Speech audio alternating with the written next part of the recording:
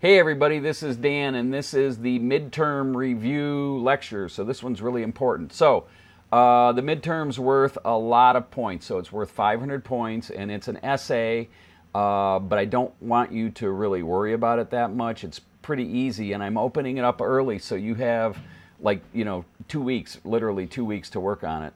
So first of all, you have to get through all of the modules before you do the midterm. So, I mean, you could do the midterm and not do Module 7 first, for example, but if you do that, you'll leave out the content from Module 7 in your midterm work, and then you'll probably fail. So you need to incorporate or think in terms of content from every module that we've covered from the beginning of class to now before you do the midterm. So that's going to be modules 1, 2, 3, 4, 5, 6, and 7, ending with electricity. After you get through all those, then you can write the midterm successfully. So I have the directions posted out there. This is an essay, and it needs to be at least 2 pages long, and I would think it would be more like 3 or 4 pages long if you do it right. So if you're just trying to do it to get to the 2-page limit, especially if you double space it, you're not going to do well, because this is a comprehensive midterm. So if it's 4 or 5 pages, I think that's probably more reasonable, because there's a lot of stuff you have to write about. So I know how students are. Sometimes you think in terms of, oh, I only have to write 2 pages, I'm done. But don't think that way. Don't think in terms of length. You have to think in terms of content, because I'm asking a lot here. So what's it about? I want you to think about business and technology and laws and all of the stuff that we've covered in the first 7 modules. And then basically I want you to write a story or write a history about what happened. And the way to approach this is as follows. So for business and the economy to grow, what resources, technologies, and laws had to be in place? So you might remember when I talked about agriculture, I said that in order for there to be an industrial revolution, there had to be an agricultural revolution. You might want to think in terms of transportation. Certainly the country wouldn't have grown, steel wouldn't have been possible to be ramped up on a large scale. The economy wouldn't have grown without transportation routes, whether it is roads or canals or specifically the railroads. So think in those terms. What else needed to be in place? Did patent laws need to be in place? Did they affect the economy in any way? For sure, things like other natural resources. When you read the reading for Module 6, which is an Empire Wealth, he talks about coal in Pittsburgh. So, here again, that's a resource that had to be in place.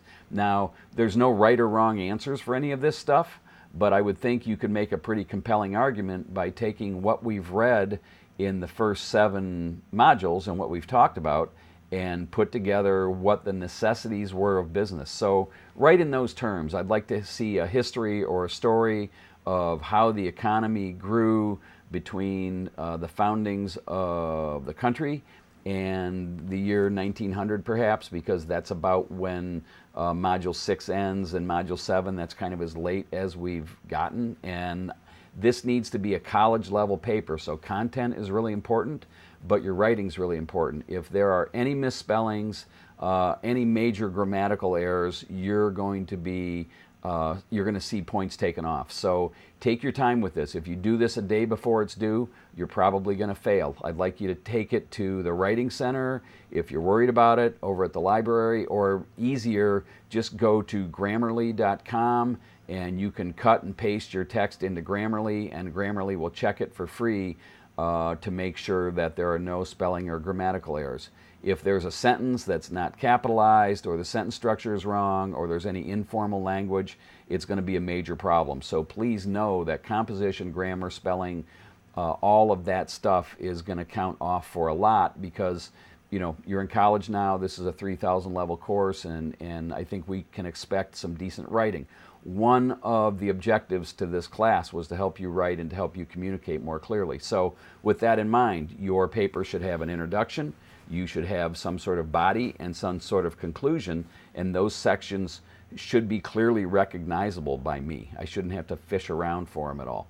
The other thing to note, I want you to do this in Microsoft Word and you're going to submit it to the assignment in the midterm module. That's due, I believe, on the 22nd of October, but the date is in the module and the date is accurate. So do it in Word, do it in 12-point type. I don't care if it's Times New Roman or Calibri, but or Helvetica or Arial, but make sure it's 12-point type. If it's double space, single space, I really don't care about that either, but make sure it's formatted properly. Make sure it looks good. Make sure it's a paper that you could hold up to anybody and say, hey, look, I'm in college, I need a job, I can write a report, look at what this paper looks like. So think in those terms, because that's why we're doing this, to help you communicate, to help you become prepared for the job market when you get out of school. So I expect, again, professional work. I'm going to run a plagiarism check on it. So if you go into Wikipedia and cut and paste stuff, I'm going to know about it. Don't do that. It's better to have a shorter paper with no plagiarism than a longer paper with plagiarism, because I'm going to find it. And I also use Safe Assign on these papers, so I know what other people have written. We have a database of that stuff here. I'm not trying to be super hardcore, but I mean, these are like the basic rules of college writing, so I think by now you should have a handle on them. I don't think there's anything else you need to know. Do it in Microsoft Word, 12-point type, double space is nice, but not absolutely necessary. Make sure it's a paper you can be proud of. Make sure it's a paper you would submit with a job application, so it's got to be that good. Check it for grammar at Grammarly.com or at the Writing Center. No misspellings, no plagiarism. I think that's about it. Again, the ideal paper is going to be longer than 2 pages for sure, and I would think more like 4 or 5. Now, also, because I have 41 students in this class, it's going to take me a while to grade these. So after you turn them in, be patient. I'll get to them as soon as possible. If you have any questions or concerns, you can give me a call, 419-345-7220, or send me a text at the same number. My email, daniel.french@utoledo.edu. Feel free to give me an email.